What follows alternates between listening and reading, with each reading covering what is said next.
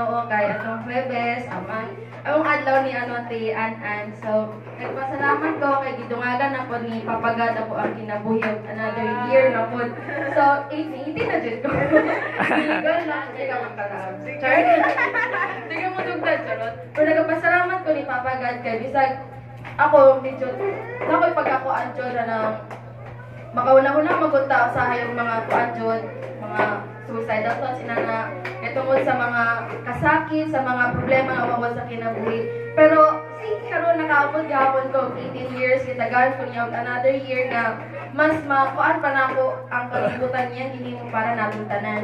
And then nagpasalamat ko dako kay Atong Huwebes, mamakuan siya kay Bisanto.